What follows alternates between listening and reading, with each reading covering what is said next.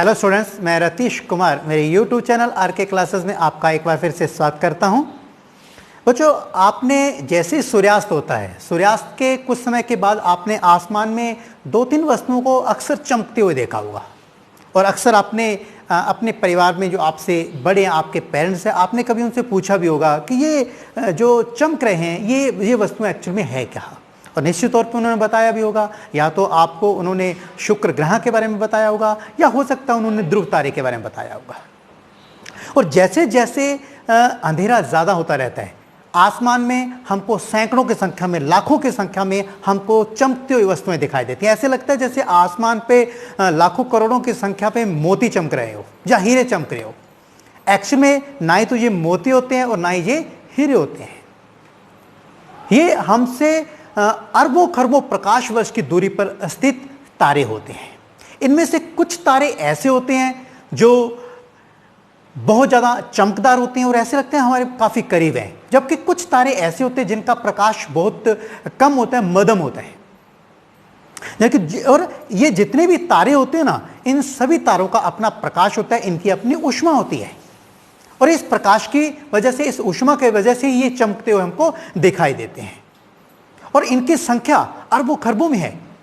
और इन्हीं में से एक तारा है हमारा सूर्य, जिसे हम सौरमंडल का मुखिया के नाम से भी जानते हैं। आज के इस वीडियो में हम हमारे सौरमंडल और हमारी पृथ्वी के बारे में ही बात करने वाले हैं। बच्चों देखिए, बच्चों यहां पर लिखा हुआ है सूर्य, चंद्रमा तथा वे सभी वस्तुएं जो आसमान में चमकती हैं खगोलीय पिंड कहलाती है। खगोलीय पिंड यानी कि हम रात को खुले आसमान पे, जब अंधेरा, बिल्कुल अंधेरा छा जाता है, उस समय हम आसमान की तरफ देखते हैं तो हमको अरबों खरबों की संख्या में जो तारे दिखाई देते हैं।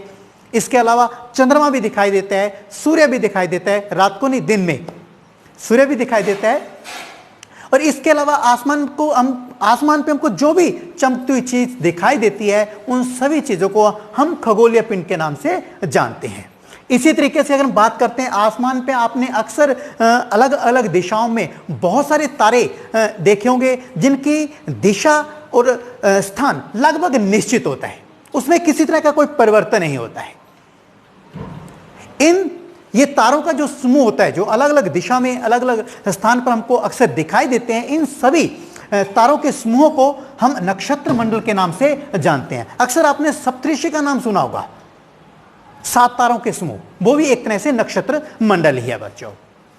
इसी तरीके से अगर हम बात करते हैं सूर्य, हम हमारे सौरमंडल की अगर बात करते हैं तो हमारे सौरमंडल का मुखिया हमारा सूर्य है। सूर्य के अलावा अगर हम बात करते हैं तो हमारे सौरमंडल में 8 ग्रह हैं।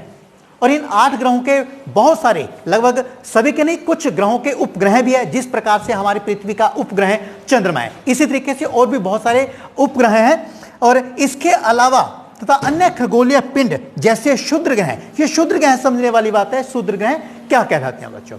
आपने मंगल ग्रह और बृहस्पति ग्रह के बीच में अगर बात करते हैं तो वहां पर बहुत ज्यादा मात्रा में, एक तरह से कह सकते हैं, जो आकार में छोटे, जो ग्रह तो नहीं बन पाए, लेकिन वो भी सभी, जिस प्रकार से सभी ग्रह हमारे सूर्य की परिक्रमा करते हैं, ठीक इसी प्रकार से ये जो छोटे, जो बाद में क्षुद्र ग्रह के रूप में जाने जाते हैं, ये भी पत्थर, एक तरह से जो खगोलीय पिंड होते हैं, ये भी हमारे सूर्य की परिक्रमा करते रहते हैं, जिन्हें हम क्षुद्र ग्रह के नाम से जानते हैं। इसके अलावा हमारे सौरमंडल में अनेकों उल्का पिंड भी। अक्सर आपने रात को तारे टूटते हुए देखे होंगे। एक्चुअली वो तारे टूटते नहीं हैं, क्योंकि तारे तो हमसे अरबों खरबों किलोमीटर की, अरबों खरबों प्रकाश वर्ष की दूरी पर स्थित हैं। उनको पहुंचने में अरबों खरबों साल लग जाते हैं।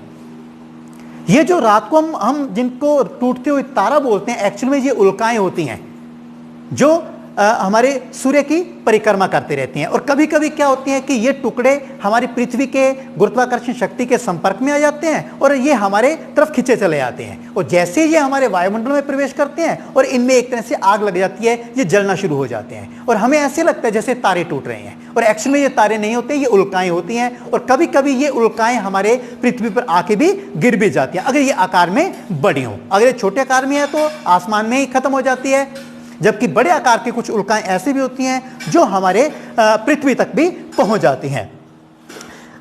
इसके अलावा अगर बात करते हैं लाखों तारों का समूह, जो रात को अक्सर आपने रात को जब घना अंधेरा होता है, आसमान बिल्कुल साफ होता है, तो आपको आसमान पे अरबों खरबों की संख्या में एक सफेद पट्टी के रूप में, अगर आपने कभी नहीं देखा है तो आप अक्सर आप देखना, जब कभी आसमान बिल्कुल साफ हो, घना अंधेरा छाया हो, तो आपको अरबों खरबों की संख्या में एक पट्टी, एक सफेद पट्टी के रूप में आपको बहुत सारे तारे दिखाई देंगे।